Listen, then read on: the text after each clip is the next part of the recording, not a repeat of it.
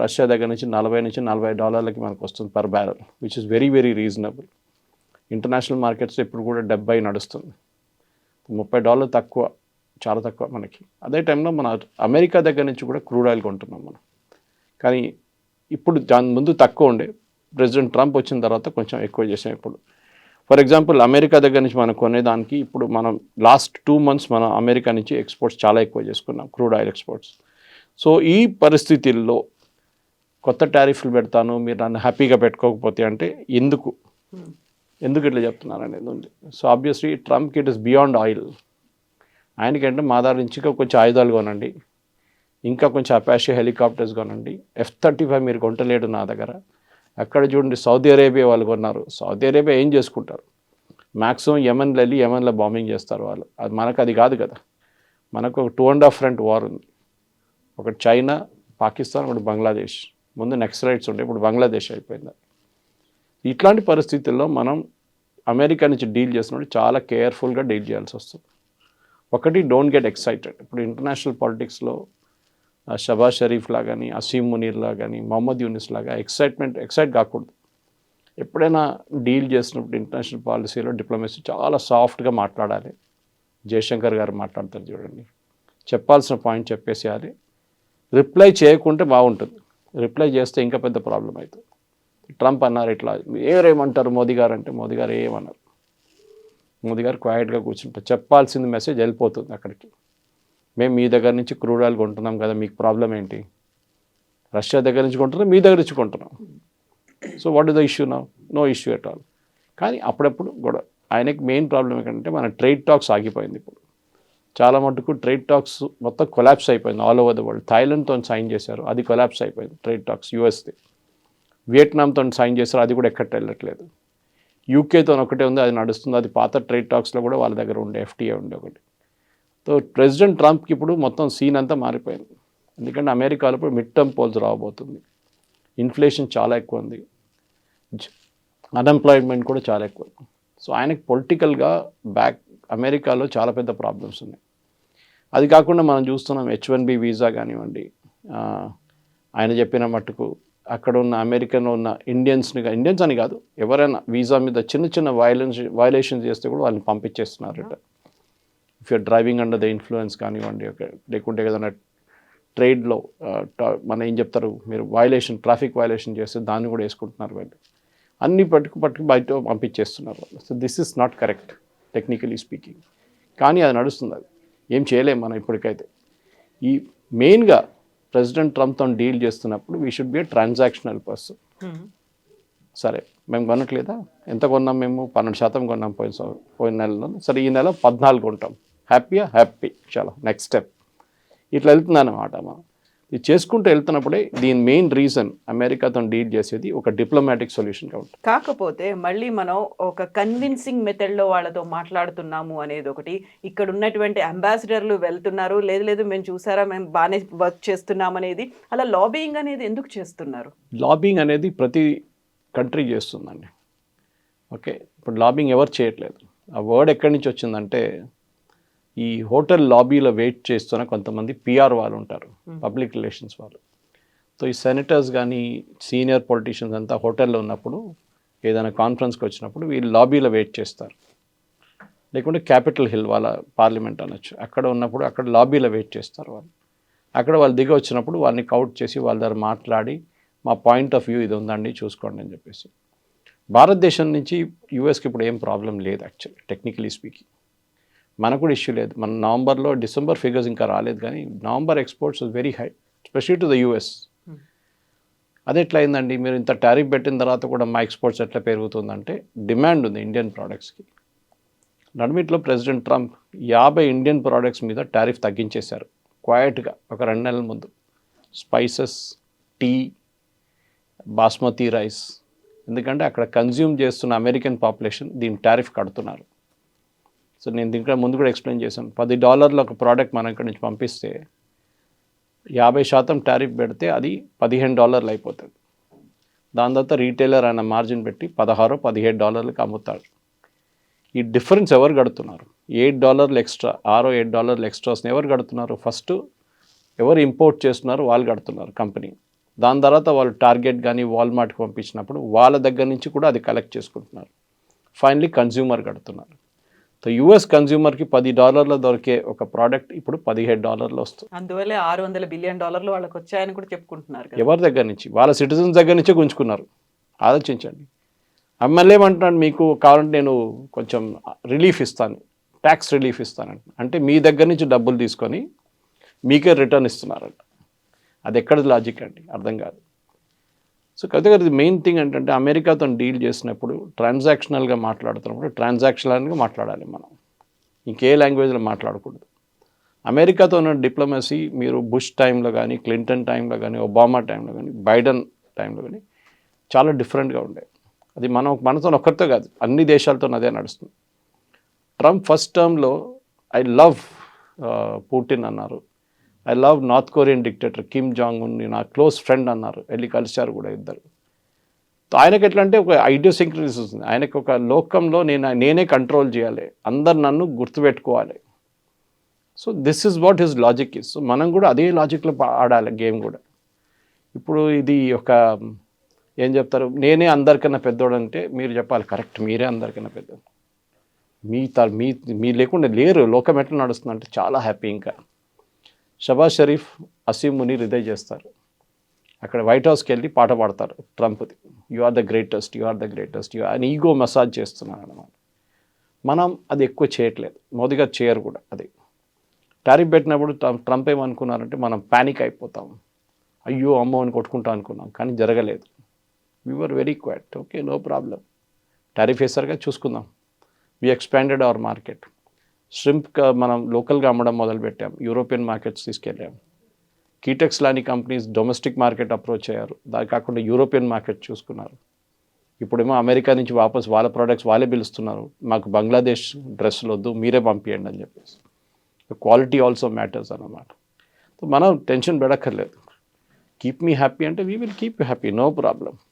ఆయనకి ఏంటంటే ఎక్కడ మినరల్స్ దొరుకుతుందో, ఎక్కడ ఆయిల్ దొరుకుతుందో, ఎక్కడ నా క్రిప్టో కరెన్సీ కంపెనీలో ఎవరు ఇన్వెస్ట్ చేస్తారో వాళ్ళందరూ మంచోళ్ళు. ఇదే మడూరో వెనజువేలన్ ప్రెసిడెంట్ ఒక $100 బిలియన్ ట్రంప్ కంపెనీలో పెట్టారనుకోండి, ఇప్పుడు దాకా ఆయన అక్కడ ప్రెసిడెంట్గానే ఉండిపోతుండే వెనజువేలాది. అన్ని సాత్కూన్ మాఫ్ అంటారు కదా, అలా అన్ని పోయేవి. కరెక్ట్. ఇది so this is what it is all about. End of the day Trump politics చాలా క్లియర్. ఆయనకు తెలుసు ఆయన ఉండబోయే 4 సంవత్సరాలు. దీని తర్వాత నెక్స్ట్ ప్రెసిడెంట్ ఎవరు వస్తారో తెలియదు. వాళ్ళు వచ్చిన పాలసీ కంటిన్యూ కావాలని లేదు.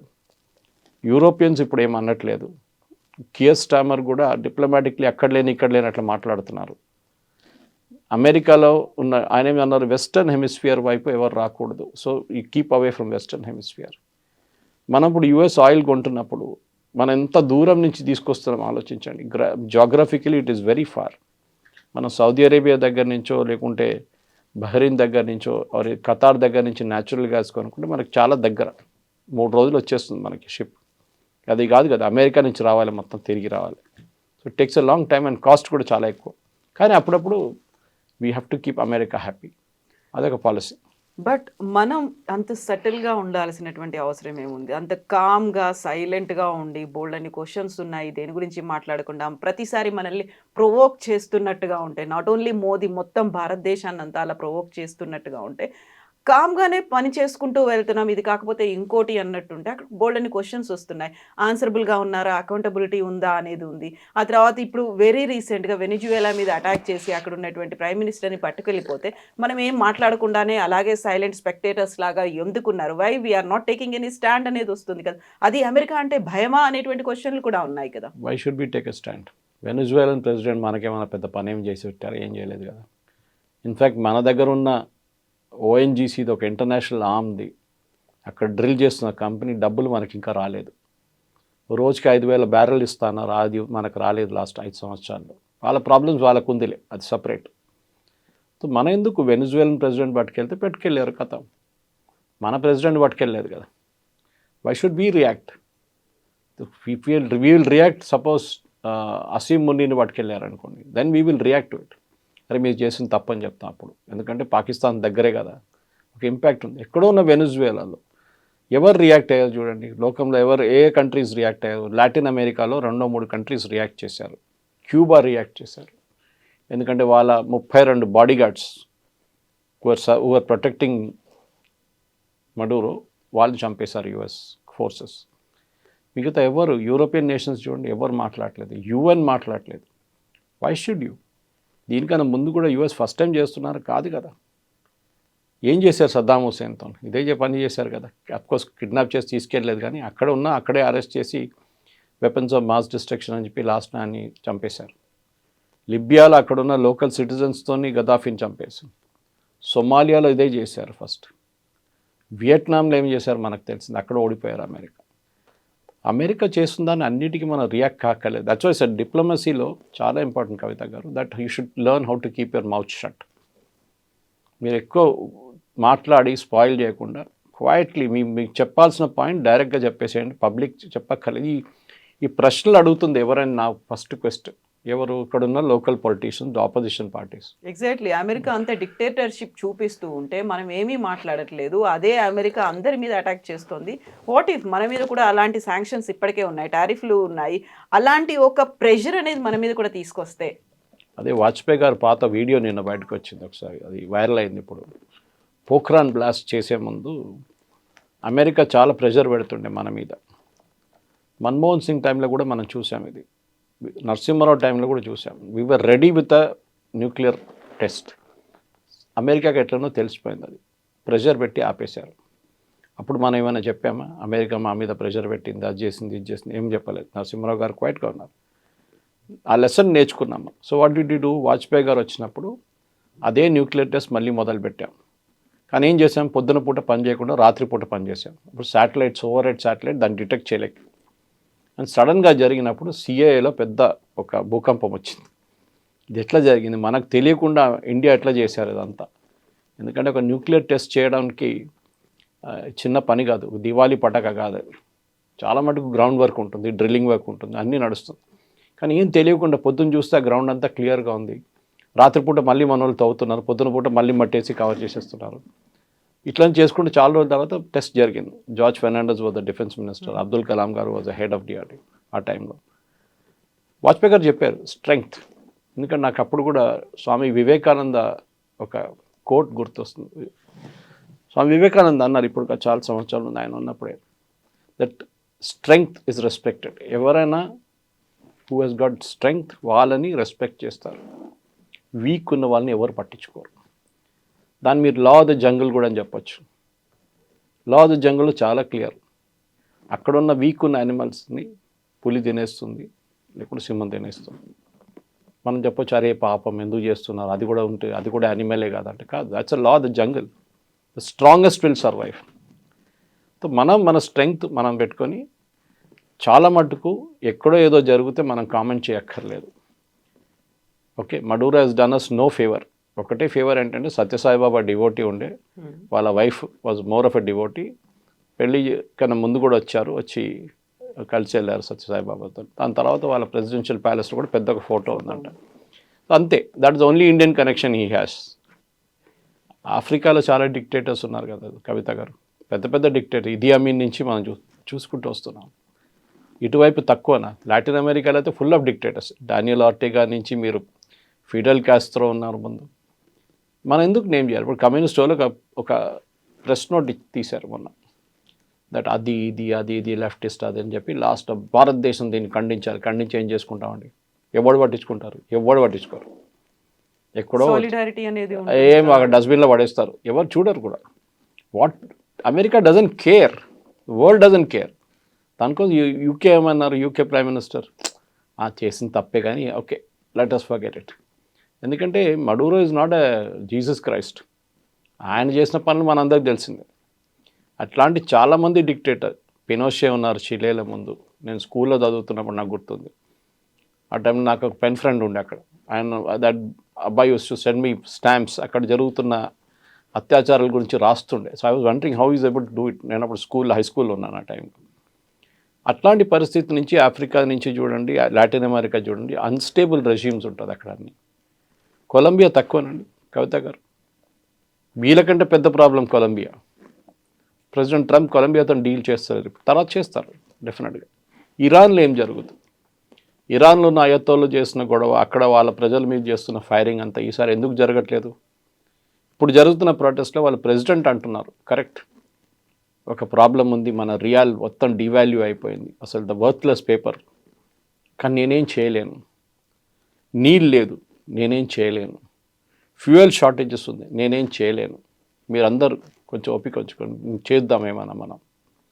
ఆ స్టేట్కి వచ్చేసారన్నమాట. ఎందుకంటే అమెరికన్ ప్రెసిడెంట్ డొనాల్డ్ ట్రంప్ ఒక వార్నింగ్ ఇచ్చారు, వీఆర్ లాక్డ్ అండ్ రెడీ, అంటే గన్ లాక్ చేసి వీఆర్ రెడీ, అంటే మిమ్మల్ని కూడా కావాలంటే దించేస్తాం.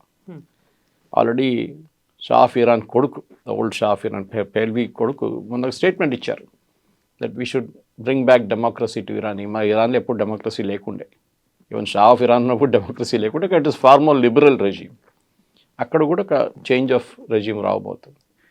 సో మనం దీని గురించి ఫస్ట్ టైం వింటున్నప్పుడు ఆలోచిస్తారు, ఇది ఫస్ట్ టైం చాలా ఘోరమైంది, చాలా బాగా. ఆర్టేగాతో ఏం చేశారంటే, డానియల్ ఆర్టేగా నికరాగుతో ఇదే పని చేశారు కదా. ఇట్లాంటి చాలా మటుకు యూఎస్ కిడ్నాప్ చేసి తీసుకెళ్ళిన చాలామంది ఉన్నారు నేతలు, కానీ అదంతా మన హిస్టరీలో మర్చిపోయాం. ఇప్పుడు ఈ టెలివిజన్ ఏజ్లో, సోషల్ మీడియా ఏజ్లో మనకి ఇదంతా బయటకు వస్తుంది.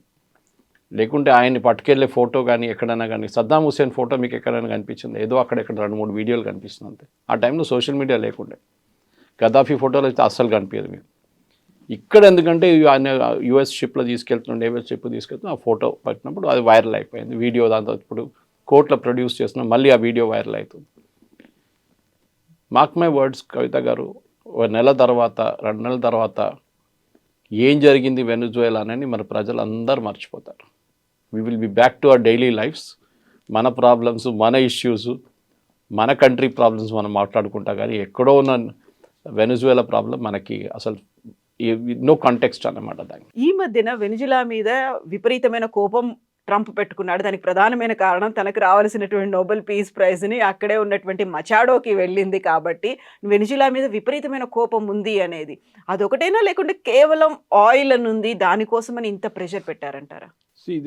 దానికోసం మనం మాట్లాడే ముందు కూడా చెప్పాను నేను ఆయిల్ గురించి. ఇరాక్లో ఎందుకు వెళ్ళారు మన అందరు గుర్తుంటే, ఇరాక్లో వెళ్ళి సద్దాం హుసేన్ని వెపన్స్ ఆఫ్ మాస్ డిస్ట్రక్షన్ అని చెప్పి నేటో ఫోర్సెస్ వెళ్ళి ఆయన్ని అరెస్ట్ చేసి, ఆయన్ని ట్రయల్ చేసి, ఆయన ఉరిదీశారు.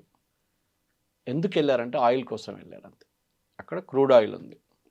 నైజీరియాకి కూడా అదే వెళ్ళారు, ఎందుకంటే నైజీరియా దగ్గర ఆయిల్ ఉంది, వెనుజువేలా దగ్గర కూడా ఆయిల్ ఉంది.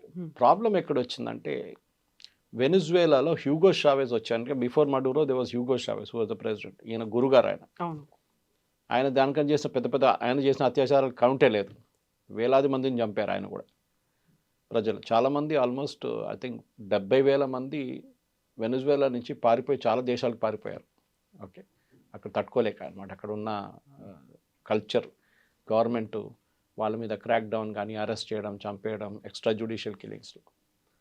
సో దానికన్నా ముందు అమెరికా చాలా మట్టుకు అక్కడ ఉన్న లాటిన్ అమెరికాలో ఉన్న డిక్టేటర్స్ని చాలామందిని వాళ్ళు ఎంకరేజ్ చేశారు. దాని హిస్టరీ సపరేట్ ఉంది. కెనడీ టైం నుంచి చూసుకుంటూ వస్తే మీరు ఈ హ్యూగో షావేజ్ వచ్చే ముందు అక్కడ వెనుజువేలాలో ఉన్న ఆయిల్ కంపెనీస్ అంతా అమెరికన్ కంపెనీస్ నడిపిస్తుంటాయి. అంటే వెనుజువేలా దగ్గర ఉన్న oil 330 billion barrels, which is higher than Saudi Arabia. కానీ they are not the number 1 producer, number 26 ఎంతో ఉన్నారు ప్రొడ్యూసర్. ఎందుకంటే వాళ్ళ దగ్గర ఎక్విప్మెంట్ లేదు ఆయిల్ డ్రిల్ చేసి బయటకు తీయడానికి. నేను చెప్పాను చూడండి, it's very heavy oil Venezuelan oil. Versus US shale oil ఉంటుంది, బ్రిటన్ దగ్గర లైట్ స్వీట్ క్రూడ్ ఉంటుంది. సో దీన్ని రిఫైన్ చేయడానికి ఉన్న కావాల్సిన కెపాసిటీ వాళ్ళ దగ్గర లేదు. డ్రిల్ చేసి బయటకు తీయడానికి ఉన్న కెపాసిటీ కూడా లేదు. పాత ఎక్విప్మెంట్ ఉంది వాళ్ళ దగ్గర, రష్యన్ టైం నుంచి ఉన్న ఎక్విప్మెంట్ ఉంది. దాని తర్వాత చైనీస్ వాళ్ళు ఏదో తీసుకొచ్చి పెట్టారు, అది కూడా పనిచేయట్లేదు. సో అప్పుడున్న అమెరికన్ కంపెనీస్, షెవ్రాన్ ఉండొచ్చు, ఎక్సాన్ మొబైల్ ఉండొచ్చు, వీళ్ళందరూ ఆ టైంలో చాలా డబ్బులు పెట్టి ప్రాస్పెక్ట్ చేసేసి ఆయిల్ డ్రిల్లింగ్లో మనకు అందరు తెలిసిందే. ఇప్పుడు మన బోర్వెల్ లాగానే తవ్వుతే నీళ్ళు వస్తుందో లేదో తెలియదు, వస్తే మంచిది. 100 ఆయిల్ వెల్ డ్రిల్ చేస్తే, ప్రాస్పెక్ట్ చేస్తే దాంట్లో 10లో ఆయిల్ కనిపిస్తుంది, 5 నుంచి ఆయిల్ ఎక్స్ట్రాక్ట్ చేసుకోవచ్చు కమర్షియల్గా. కానీ ఆ 90 వెల్స్ కాస్ట్ ఎవరు? అది వీళ్ళే సాధించాలి, వీళ్ళ పైప్ నుంచే పోతుంది, లాస్ అది. కానీ ఒక లార్జర్ చూస్తే over a period of time దాన్ని గెయిన్ చేస్తా అనుకున్నా. కానీ హ్యూగో షావేజ్ వచ్చిన తర్వాత ఈ అమెరికన్ కంపెనీ ఇంత బిలియన్స్ ఆఫ్ డాలర్స్ డబ్బులు పెట్టి ప్రాస్పెక్ట్ చేసేసిన ఆయిల్ ఓవర్ నైట్ ఆయన నేషనలైజ్ చేసేసారు. ఇది చాలా దేశాల్లో జరిగింది అదే టైంలో. ఈవెన్ ఇందిరాగాంధీ గారు మన ఇండియాలో ఉన్న బ్యాంక్స్ని నేషనలైజ్ చేసింది అంతే. ఎందుకంటే ఆంధ్ర బ్యాంక్ అని, సిండికేట్ బ్యాంక్ అని, కెనరా బ్యాంక్ అని, పంజాబ్ నేషనల్, వీళ్ళందరూ ప్రైవేట్ బ్యాంక్స్ ఉండే ఇండియాలో. ఐసిఐసిఐ, హెచ్డిఎఫ్సి ఇప్పుడు వచ్చాయి కదా లాస్ట్ 20-25 yearsలో. దానికన్నా ముందు మన దగ్గర ప్రైవేట్ బ్యాంక్సే ఉండే. ఇండిపెండెన్స్ టైంలో ఈ చెప్పిన కాంగ్రెస్ లీడర్స్ అందరూ దాన్ని ఎంకరేజ్ చేశారు, ప్రైవేట్ బ్యాంక్స్ చాలా బాగా నడిపించారు వాళ్ళు. సో ఆ బ్యాంక్స్ కూడా ఇందిరాగాంధీ గారు నేషనలైజ్ చేశారు. టాటా వాళ్ళ ఎయిర్ ఇండియాని కూడా నేషనలైజ్ చేసేసింది ఆమె. హెచ్ఏఎల్ అది కూడా నేషనలైజ్ చేసేసింది. అది కూడా ప్రైవేట్ కంపెనీ ఉండే ముందు, హీరాచంద్ గ్రూప్ ఉండే. సో అట్లాంటి పరిస్థితి ఈవెన్ వరల్డ్ వైడ్ ఒక సోషలిస్ట్ యాంగిల్ వచ్చేసింది అన్నమాట. Indira Gandhi was also following socialism. ఆమెకు చాలా ఫేవరెట్ ఉండే 5-year ప్లాన్, రష్యన్ సిస్టమ్ చాలా అనుకుంది ఆమె. This is the right way to do it అని తర్వాత తెలిసింది మొత్తం ఫ్లాప్ షో అయిపోయిందని. సో అక్కడ కూడా నేషనలైజ్ చేసినప్పుడు వీళ్ళ డబ్బులు పెట్టిన డబ్బులు ఎంత పోయింది, billions and billions American companies డబ్బులు పోయింది. అప్పుడు పెట్టిన మిషనరీ ఇప్పుడు దాకా నడుస్తుంది. 50 సంవత్సరాల తర్వాత అదే మిషనరీ వాడుతున్నారు. సో అవుట్పుట్గా వాళ్ళ దగ్గర 330 బిలియన్ బ్యారెల్స్ ఆయిల్ ఉన్నప్పుడు నెక్స్ట్ 800 సంవత్సరాల దాకా వాళ్ళు తవ్వుకుంటూ పోతే కూడా వాళ్ళ దగ్గర ఆయిల్ ఉంటుంది. అంత ఆయిల్ ఉంది వాళ్ళ దగ్గర. వెనజువేలా మోర్ దెన్ సౌదీ అరేబియా, నేను చెప్పినట్టు మోర్ దెన్ యుఎస్. కానీ దాన్ని వాళ్ళు ఎక్స్ట్రాక్ట్ చేయలేకపోతున్నారు. ఇప్పుడు ఏం చేస్తున్నారంటే ప్రెసిడెంట్ ట్రంప్ ఎందుకన్నారంటే that we will run Venezuela అనగానే ఎవరు అన్నారు, రన్ కాదు రూయిన్ వెనజువేలా అని చెప్పారు. ఒక ఐ పెట్టేస్తే అయిపోతుంది అనేది. ఆయన ఏమంటున్నారంటే అక్కడున్న ఆయిల్ ఇప్పుడు ఎక్స్ట్రాక్ట్ చేయలేము. ఈవెన్ వెనజువేలాకి రిటర్న్ మీరు నడిపించుకోండి అని వాళ్ళకి ఇచ్చేస్తే కూడా దే కెనాట్ రన్ ఇట్. వాళ్ళ దగ్గర ఎక్విప్మెంట్ లేదు. డ్రిల్లింగ్ ఎక్విప్మెంట్ కొత్త తీసుకురావాల్సి వస్తుంది, దానికి చాలా ఖర్చు అవుతుంది. అండ్ యూజువలీ మీరు ఇవాళ పెట్టుబడి పెట్టి ఎక్విప్మెంట్ ఒక 6 నెలల తర్వాత తీసుకొస్తే మీకు ఆ పెట్టుబడి ఇది ప్రాఫిట్ మీకు 10 సంవత్సరాల తర్వాతనే వస్తుంది. ఇన్ని రోజులు వెయిట్ చేయడానికి ఎవరైనా రెడీగా ఉన్నారా? That's a question. సో ఇట్లాంటి పరిస్థితుల్లో వెనజువేలా ఏం చేశారంటే చాలా మట్టి ఇంటర్నేషనల్ వాళ్ళకి కొంచెం ఫ్రెండ్లీగా ఉన్న నేషన్స్ దగ్గర అన్నారు, మీరు వచ్చి ఇక్కడ ఇన్వెస్ట్ చేసుకోండి, మా దగ్గర ఒక ఆయిల్ వెల్స్ మీరు తీసుకోండి, ఒక సెట్ మీరే డ్రిల్ చేసి మీరు తీసుకెళ్ళిపోండి, మాకు రాయల్టీ ఇచ్చేసేయండి పర్ బ్యారెల్ ఇంత, $5 ఎంతైనా that agreement they would have signed. మన దగ్గర నుంచి ఓఎన్జీసీ విదేశ్, మన oil and natural gas commission Videsh అని చెప్పి ఒక యూనిట్ ఉంది ఇంటర్నేషనల్. మనం అక్కడ వెళ్ళి డ్రిల్ చేయడం మొదలుపెట్టాము. We started producing oil. కానీ నడిమిట్ల ఈ యూఎస్తో వచ్చిన గొడవలో మన ఆయిల్ బంద్ అయిపోయింది ప్రొడక్షన్. మనకి రావాల్సిన రాయల్టీ రావట్లేదు, మనకి రావాల్సిన డబ్బులు లేవు, ఏం రావట్లేదు. సో ఆల్మోస్ట్ $1 billion మనం అక్కడ ఖర్చు చేశాం వెనజువేలాలో. సో బహుశా ఈ ఆపర్చునిటీతో ట్రంప్ ఏమంటారంటే ఓకే అక్కడున్న కంపెనీలు ఇంటర్నేషనల్ కంపెనీస్ వాళ్ళు నడిపించుకోండి, except for China, you won't allow China's companies. మిగతా ఎవరు, ఎందుకంటే ఈ వెనజువేలన్ ఆయిల్లో అందరికన్నా పెద్ద బయర్ చైనా. ఇన్ఫ్యాక్ట్ మొత్తం లాటిన్ అమెరికాలో కవిత గారు కంప్లీట్గా చైనీస్ డామినెన్స్ ఉంది. మీరు ఎక్కడని చూడండి, మీరు చిలీ నుంచి, నికరాగ్వా నుంచి, ఎక్వడార్ నుంచి ఎక్కడ చూసినా China has invested billions and billions Latin అమెరికాలో. So one of the reason president ట్రంప్కి ఇంత కోపం ఎందుకంటే చైనా మీద కోపం ఉంది. వాళ్ళని అక్కడి నుంచి ఎట్లా తెలియదు. ఎందుకంటే మీకు గుర్తుంటుంది పనామా కెనాల్ డిస్ప్యూట్ వచ్చినప్పుడు ఆయన ఏమన్నారు, పనామా కెనాల్ కట్టింది మేము, మా దగ్గర చాలామంది చనిపోయారు కట్టినప్పుడు, అంత కష్టం ఉండేది చాలా అది కన్స్ట్రక్ట్ చేయడానికి. అంతా అయిన తర్వాత ఇప్పుడు చైనీస్ వాళ్ళు వచ్చి కూర్చున్నారు అక్కడ, మా ఆర్మీ షిప్స్, మా నేవల్ షిప్స్ అక్కడ నుంచి వెళ్తున్నాడు, వీళ్ళు మానిటర్ చేస్తున్నారు, వీ వోంట్ అలౌ దిస్ అన్నారు. Exactly Panama is for us అని చెప్పారు. ఇది జరుగుతుంది అన్నమాట. ఈ పరిస్థితుల్లో ఇప్పుడు ఏం చేయబోతున్నారు అంటే ఒకటి మనకి మన $1 billion ఇన్వెస్ట్ చేసి మనకు బహుశా ఇంకా అది రిటర్న్ తీసుకొచ్చి, లేకుంటే we can continue drilling. American companies big స్టైల్లో దిగుతారు. కానీ నేను చెప్పిన ప్రాబ్లం ఉంది, వాళ్ళకి ఇప్పుడు పెట్టుబడి పెడితే 10 సంవత్సరాల తర్వాతనే వాళ్ళకి రిటర్న్స్ ఉంటుంది. అన్ని రోజులు వెయిట్ చేయడానికి రెడీగా ఉంటారంటే నో. వే బ్యాక్ 60s ఉన్న అమెరికన్ కంపెనీస్ కాదు ఇప్పుడున్న అమెరికన్ కంపెనీ, వీరందరికి షేర్ హోల్డర్స్ ఉంది. ఇప్పుడు అది ఎక్సాన్ మొబైల్ ఉండొచ్చు, షెవ్రాన్ ఉండొచ్చు, ఎవరైనా ఉండొచ్చు. వాళ్ళ కంపెనీ వాళ్ళు డెఫినెట్గా they will ask question share holders, మీరు ఎందుకు పెడుతున్నారు? రేపు ఈ అమెరికన్ ప్రెసిడెంట్ పోయి ఇంకొక అమెరికన్ ప్రెసిడెంట్ వస్తే, డెమోక్రటిక్ ప్రెసిడెంట్ వస్తే ఆయన పాలసీ రివర్స్ చేస్తే ఏమవుతుంది? ఈ పెట్టిన డబ్బులంతా పోతుంది కదా. లేకుంటే అక్కడున్న ప్రజలు రెబెల్ చేసి అమెరికన్ కంపెనీస్ అక్కడ తెరిమి కొడితే ఏం చేస్తారు? ఇరాన్లో జరిగింది అదే మనం చూసాం. షా ఆఫ్ ఇరాన్ ఉన్నప్పుడు మొత్తం అమెరికా నడిపించారు ఇరాన్ అంతా, దాని తర్వాత మొత్తం గాయమైపోయారు అంత అక్కడి నుంచి. ఈ ప్రాబ్లం రాబోతుంది. So this same oil problem లిబియాకి వెళ్ళారు. లిబియాలో కద్దాఫీని ఎందుకు గది దింపారంటే అది కూడా ఆయిల్. సో అమెరికాకి ఆయిల్ ఒక డిమాండ్ ఉంది, పెద్ద డిమాండ్. కానీ లాస్ట్ 15-20 సంవత్సరాల్లో చైనా హాజ్ రీప్లేస్డ్ యూఎస్. ప్రతి చోట్ల ఆఫ్రికాకి వెళ్ళండి మొత్తం చైనీస్ రీప్లేస్మెంట్ ఉంది అక్కడ. పాకిస్తాన్ చూడండి, ఇప్పుడు యూఎస్ వచ్చేదాకా చైనీస్ కూర్చున్నారు. బెల్ట్ రోడ్ ఇనిషియేటివ్ అని చెప్పి వాళ్ళ దగ్గర పెద్ద స్కామ్ ఉంది ఒకటి. డబ్బులు పెడతారు, ఈ మన మనీ లెండర్స్ లాగా అనమాట. మన దగ్గర మనీ డబ్బులు ఇస్తారు చూడండి, మనీ లెండర్స్. ఇచ్చిన తర్వాత అది కట్టలేకపోతారు వాళ్ళు, అప్పు గుంజుకుంటారు వాళ్ళ అసెట్. సో ఇప్పుడు చైనాని ఏమీ అనలేక ఇంకొకరి మీద ప్రతాపాన్ని చూపిస్తుంది చూపిస్తున్నారు. అమెరికా. అండ్ స్లోలీ ఇప్పుడు వార్నింగ్ ఏంటంటే చైనాకి, మీరు వెనుజువేలా పెట్టిన డబ్బులంతా పోయింది complete. You can just forget it. మీరు 10 బిలియన్ పెట్టారా, 15 బిలియన్ పెట్టారా, మీరు దానికి కావాల్సిన క్రూడ్ ఆయిల్ అయితే తీసుకెళ్ళిపోయారు. ఇంకా ఇక్కడ మీరు మర్చిపోండి. ఈవెన్ వాళ్ళ చెప్తున్నారు ఏంటంటే, మనది ఇట్స్ నాట్ ఎట్ కన్ఫర్మ్, కానీ అమెరికా ఇంత నేవల్ ఎయిర్ ఫోర్స్ కానీ వాళ్ళ ఆర్మీ పవర్ పెట్టినప్పుడు కూడా స్పెషల్ ఫోర్సెస్ వాళ్ళ దగ్గర ఉన్న air defence system, Chinese air defence system పాకిస్తాన్లో యూజ్ చేశారు చూడండి. అదే చైనీస్ ఎయిర్ డిఫెన్స్ సిస్టమ్స్ చూడండి, అంటే రాడార్ కానివ్వండి, మిగతా మిసైల్స్ కానీ అంత చైనీస్ ఎక్విప్మెంట్ ఉన్నాయంట. అది పనిచేయలేదో లేకుండా కొట్టుపడేశారు యూఎస్ వాళ్ళు. సో అదొక రన్నింగ్ జోక్ నడుస్తుంది ఇప్పుడు. Chinese equipment second time fail అయింది, ఆపరేషన్ సింధూర్లో ఫెయిల్ అయింది, ఇప్పుడు యూఎస్ ఆపరేషన్లో కూడా ఫెయిల్ అయిందని చెప్పి. సో చైనీస్ పెట్టిన పెట్టుబడిలో, ఎందుకంటే కమ్యూనిస్ట్ రిజిమ్ అనగానే ఒక రిలేషన్షిప్ వచ్చేస్తుంది ఆటోమేటిక్గా, సోషలిస్ట్ కమ్యూనిస్ట్ అనగా. అక్కడే అదే టైంలో అర్జెంటీనా కానీ మిగతా కొన్ని కంట్రీస్ ఆఫ్ టర్నింగ్ రైటిస్ట్. తో ఒక టైంలో entire Latin America was leftist. ఇప్పుడు బ్రెజిలియన్ ప్రెసిడెంట్ ఉన్నారు, ఆయన కూడా అప్పుడప్పుడు ధమ్కి ఇస్తుంటాడు. ప్రెసిడెంట్ నిన్ను చూసుకుంటాను నేను, నువ్వు కరెన్సీ మార్చుతావంట, అది చేస్తావంట, బ్రిక్స్లో వెళ్తున్నావు అని నేను చూసుకుంటా అంటారు. సౌత్ ఆఫ్రికాని థ్రెటన్ చేశారు, మీకు గుర్తుంటుంది. Same point. భారతదేశాన్ని మీరు అడిగారు మోదీ గారిని ఇట్లా చేశారు, but we don't bother. American dollar అనేది ఇప్పుడు జరుగుతుంది డీడాలరైజేషన్. వెనుజువేలా చైనాతో డీల్ చేస్తున్నప్పుడు యువాన్లో పేమెంట్ వస్తుండే వెనుజువేలాకి, ఎందుకంటే వాళ్ళు ఇంటర్నేషనల్ మార్కెట్లో ట్రేడ్ చేయలేరు. రష్యా లాగానే స్విఫ్ట్ సిస్టమ్ నుంచి తీసేశారు ఇంటర్నేషనల్ కరెన్సీ సిస్టమ్. ఏం చేస్తారు, యువాన్తో ట్రేడ్ చేసుకున్నారు. రష్యాతో మనం రూబుల్లో ట్రేడ్ చేస్తున్నాం. అమెరికాకి ఏం కావాలంటే అమెరికన్ డాలర్లనే మీరు ట్రేడ్ చేయాలి, అప్పుడే వాళ్ళు ఎక్కువ నోట్లు ప్రింట్ చేయొచ్చు. రేపు $30 బిలియన్ ఎక్స్ట్రా కావాలంటే ప్రింట్ చేస్తారు వీళ్ళు అమెరికా. ఈ ప్రింటింగ్కి ఒక లాజిక్ ఉంది. మన దగ్గర ఒక మింట్ కాంపౌండ్ ఉంది ఇక్కడ హైదరాబాద్, అక్కడ కాయిన్స్ ఉంటుంది, కానీ సెక్యూరిటీ ప్లస్ పక్కన ఉంది ఇంకోటి, కానీ మెయిన్ వన్ నాసిక్లో ఉంది ఒకటి. మీరు ₹100 ప్రింట్ చేస్తే ₹100 బంగారం పక్కన పెట్టాలి. That should be backed buy gold. అది లాజిక్ అనమాట. లేకుంటే ఏమవుతుంది, నికరాగా లాగా వెనుజువేలా లాగా ప్రింట్ చేసుకుంటే పోతారు నోట్లు.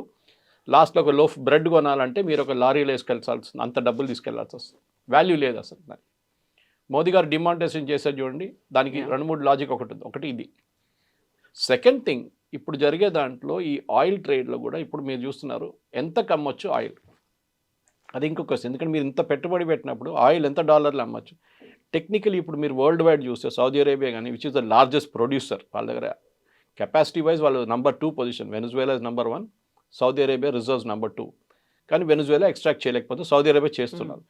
మినిమం మీరు ఎక్స్ట్రాక్ట్ చేసి బయటికి తీసుకొచ్చి షిప్లో వేసేటప్పటికి $35-40 అవుతుంది. That is the cost of extraction. దాని తర్వాత షిప్లో పంపించేస్తారు, రిఫైనింగ్ ఇంకోటి తలకాయ వాడు చూసుకుంటాడు.